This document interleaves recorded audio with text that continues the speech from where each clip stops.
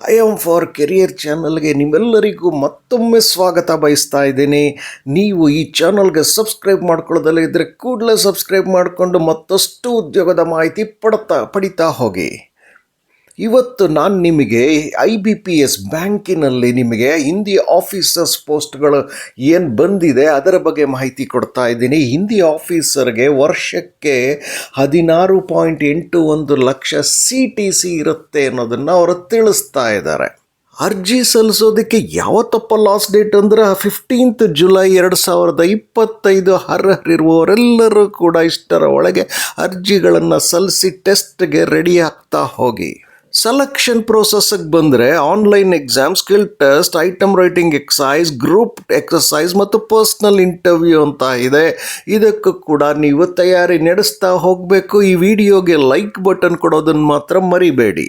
ಎಜುಕೇಷನ್ಗೆ ಬಂದರೆ ಅವರು 4 ಆಪ್ಷನ್ಸ್ ಕೊಡ್ತಾ ಇದ್ದಾರೆ. ಈ 4 ಆಪ್ಷನ್ಸಲ್ಲಿ ಯಾವುದಾದ್ರೂ ಒಂದಾದರೂ ನೀವು ಎಲಿಜಿಬಲ್ ಆಗಲೇಬೇಕಾಗತ್ತೆ. ಎಜುಕೇಷನ್ಗೆ ಬಂದಾಗ ಮೊದಲನೇದರಲ್ಲಿ ಅವರು ಕೊಡ್ತಾ ಇರೋದು ಪೋಸ್ಟ್ ಗ್ರ್ಯಾಜುಯೇಷನ್ ಅಥವಾ ಮಾಸ್ಟರ್ ಡಿಗ್ರಿ ಹಿಂದಿನಲ್ಲಿ ಮಾಡ್ಕೊಂಡಿರಬೇಕು. ಜೊತೆಗೆ ಇಂಗ್ಲೀಷು UGನಲ್ಲಿ ಅಂದರೆ ಅಂಡರ್ ಗ್ರ್ಯಾಜುಯೇಟ್ ಡಿಗ್ರಿನಲ್ಲಿ ಒಂದು ಸಬ್ಜೆಕ್ಟಾಗಿ ಓದಿರಬೇಕು ಅಂತ ಹೇಳಿ. ಅಥವಾ ನೀವು PGನ ಪೋಸ್ಟ್ ಗ್ರ್ಯಾಜುಯೇಷನ್ನ ಇಂಗ್ಲೀಷಲ್ಲೇ ಮಾಡಿದ್ರೆ ಹಿಂದಿ ನಿಮಗೆ ಅಂಡರ್ ಗ್ರ್ಯಾಜುಯೇಟಲ್ಲಿ ಒಂದು ಸಬ್ಜೆಕ್ಟ್ ಆಗಿರಲೇಬೇಕು ಅಂತ ಹೇಳಿ. ಮೂರನೇದು PG ಪೋಸ್ಟ್ ಗ್ರ್ಯಾಜುಯೇಷನ್ ಯಾವುದೇ ಸಬ್ಜೆಕ್ಟಲ್ಲಿ ಮಾಡ್ಕೊಳ್ಳಿ, ಆದರೆ ಹಿಂದಿ ಮೇಜರ್ ಆಗಿರಬೇಕು, ಇಂಗ್ಲೀಷ್ ಒಂದು ಸಬ್ಜೆಕ್ಟ್ ಆಗಿರಬೇಕು UGನಲ್ಲಿ ಅಂತ ಅಂಡರ್ ಗ್ರ್ಯಾಜುಯೇಟ್ ಡಿಗ್ರಿನಲ್ಲಿ ಅಂತ ಹೇಳಿ. ಅಥವಾ ಕಡೆಯದಾಗಿ ಪೋಸ್ಟ್ ಗ್ರ್ಯಾಜುಯೇಷನ್ ಯಾವುದೇ ಸಬ್ಜೆಕ್ಟಲ್ಲಿ ಮಾಡಿದ್ರೂ ಪರವಾಗಿಲ್ಲ, ಆದರೆ ಇಂಗ್ಲೀಷ್ ಮೇಜರ್ ಆಗಿರಬೇಕು ಮತ್ತು ಹಿಂದಿ ಒಂದು ಸಬ್ಜೆಕ್ಟ್ ಆಗಿರಬೇಕು ಅಂತ ಹೇಳ್ತಿದ್ದಾರೆ. ಅಡ್ವರ್ಟೈಸ್ಮೆಂಟ್ನ ಸಂಪೂರ್ಣವಾಗಿ ಓದಿ ಅರ್ಥ ಮಾಡ್ಕೊಳ್ಳಿ. ಈ ವಿಡಿಯೋನ ಕಡೆವರೆಗೂ ನೋಡ್ತಾ ಹೋಗಿ ಮತ್ತಷ್ಟು ಮಾಹಿತಿಯನ್ನು ಕೊಡ್ತಾ ಹೋಗ್ತೀವಿ. ಎಕ್ಸ್ಪೀರಿಯನ್ಸಿಗೆ ಬಂದರೆ ಇಲ್ಲಿ ಅವ್ರು ಕೇಳ್ತಿರೋದು 1 ವರ್ಷದ ಟ್ರಾನ್ಸ್ಲೇಷನ್ ಎಕ್ಸ್ಪೀರಿಯನ್ಸ್ ಇರಬೇಕು ಅಂತ ಹೇಳಿ. ಈ ರಿಪೋರ್ಟ್ಸ್ಗಳು, ಡಾಕ್ಯುಮೆಂಟ್ಸು, ಲೆಟರ್ಸು, ಫಿನಾನ್ಷಿಯಲ್ ಇನ್ಸ್ಟಿಟ್ಯೂಷನ್ಗೆ ಸಂಬಂಧಪಟ್ಟಂತೆ ಬ್ಯಾಂಕಲ್ಲಿ ಏನಾದರೂ ನೀವು ಕೆಲಸ ಮಾಡಿದರೆ 1 ವರ್ಷದ ಎಕ್ಸ್ಪೀರಿಯನ್ಸ್ ಇದ್ದರೆ ಒಳ್ಳೆಯದು ಅನ್ನೋದನ್ನು ಅವ್ರು ಹೇಳ್ತಿದ್ದಾರೆ. ಜೊತೆಗೆ ಕಂಪ್ಯೂಟರ್ ನಾಲೆಡ್ಜ್, ಕಂಪ್ಯೂಟರ್ನ ಬಳಸ್ಕೊಂಡು ಕೆಲಸ ಮಾಡೋದು ನಿಮಗೆ ಗೊತ್ತಿರಬೇಕು ಅಂತ ಹೇಳಿ. ಮೂರನೇದು ಬಹಳ ಮುಖ್ಯವಾಗಿ AI ಟೂಲ್ಸ್ಗಳು, AI ಬೇಸ್ಡ್ ಟೂಲ್ಸ್ಗಳು ಇವತ್ತೇನಿದೆ ಟ್ರಾನ್ಸ್ಲೇಷನ್ಗೆ ಅದಕ್ಕೆ ಸಂಬಂಧಪಟ್ಟಂತೆಲ್ಲ ನಾಲೆಡ್ಜ್ ಕೂಡ ನಿಮಗಿರಬೇಕು ಅನ್ನೋದನ್ನು ಅವರು ತಿಳಿಸ್ತಿದ್ದಾರೆ. ವಯಸ್ಸಿಗೆ ಬಂದರೆ 23ರಿಂದ 30 ವರ್ಷದ ಒಳಗೆ ನೀವು ಇರಬೇಕು ಅನ್ನೋದನ್ನು ಸ್ಪಷ್ಟಪಡಿಸ್ತಿದ್ದಾರೆ.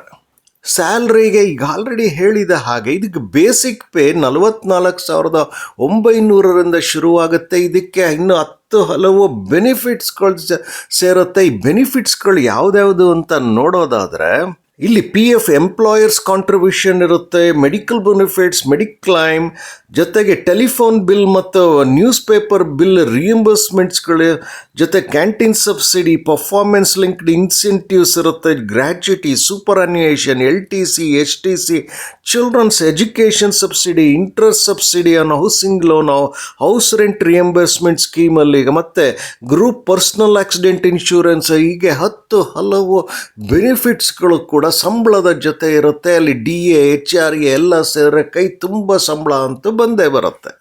ಸೆಲೆಕ್ಷನ್ ಪ್ರೋಸೆಸ್ಸಲ್ಲಿ ಈಗ ಆಲ್ರೆಡಿ ಹೇಳಿದೆ ಒಂದು ಆನ್ಲೈನ್ ಟೆಸ್ಟ್ ಇರುತ್ತೆ ಅಂತ. ಈ ಆನ್ಲೈನ್ ಟೆಸ್ಟಲ್ಲಿ ಯಾವ ಥರ ಅಂತಂದರೆ ಒಟ್ಟು 200 ಪ್ರಶ್ನೆಗಳನ್ನು ಕೇಳ್ತಾರೆ. 200 ಅಂಕಗಳಿಗೆ 200 ಪ್ರಶ್ನೆ ಕೇಳ್ತಾರೆ.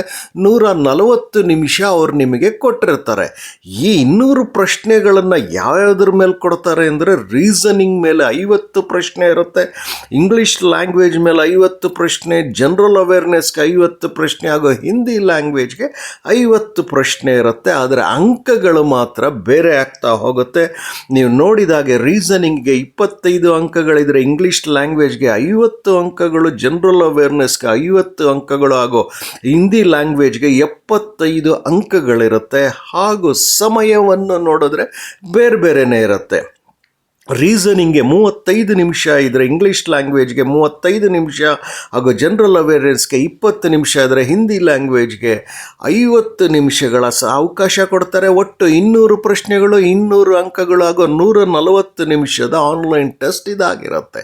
ಇದಕ್ಕೆ ನೀವು ಅರ್ಹರಿದ್ದಾಗ ಅಪ್ಲೈ ಮಾಡ್ತಿರೋರು ಇದಕ್ಕೂ ಕೂಡ ನೀವು ತಯಾರಿ ನಡೆಸ್ಕೊಳ್ಬೇಕು. ಎಕ್ಸಾಮಿನೇಷನ್ ಸೆಂಟರ್ಸ್ ಎಲ್ಲೆಲ್ಲಿದೆ ಅಂದರೆ ಇಡೀ ಭಾರತದಲ್ಲಿದೆ. ಭಾರತದ 18 ರಾಜ್ಯ ಸಿಟಿಗಳಲ್ಲಿ, ನಗರಗಳಲ್ಲಿ ಮಾಡ್ತಿದ್ದಾರೆ. ಕರ್ನಾಟಕದಲ್ಲಿ ಬೆಂಗಳೂರನ್ನು ಸೆಲೆಕ್ಟ್ ಮಾಡಿದ್ದಾರೆ. ಅಲ್ಲಿ ಪರೀಕ್ಷೆ ನಡೆಯುತ್ತೆ. ಕಡೆಯದಾಗಿ ನಿಮ್ಮೆಲ್ಲರಿಗೂ ಬೇಕಾಗೋದು ವೆಬ್ಸೈಟ್ ಲಿಂಕು, ಅಡ್ವರ್ಟೈಸ್ಮೆಂಟ್ ಲಿಂಕ್ಸ್ ಅಲ್ಲ. ಎಲ್ಲಿಗಿಂತ ಹೇಳಿ, ನೀವು ಈ ವಿಡಿಯೋನ ನೀವು ಯೂಟ್ಯೂಬ್ ಮುಖೇನವೇ ನೋಡಬೇಕು, ಯೂಟ್ಯೂಬ್ ಲಿಂಕ್ ಮುಖೇನವೇ. ಆಗ ಮಾತ್ರ ವಿಡಿಯೋ ಕೆಳಗಡೆ ನಿಮಗೆ ಡಿಸ್ಕ್ರಿಪ್ಷನ್ ಬಾಕ್ಸ್ ಸಿಗುತ್ತೆ. ಆ ಡಿಸ್ಕ್ರಿಪ್ಷನ್ ಬಾಕ್ಸಲ್ಲಿ ಎಲ್ಲ ಲಿಂಕ್ಗಳನ್ನು ಕೊಟ್ಟಿದ್ದೇನೆ.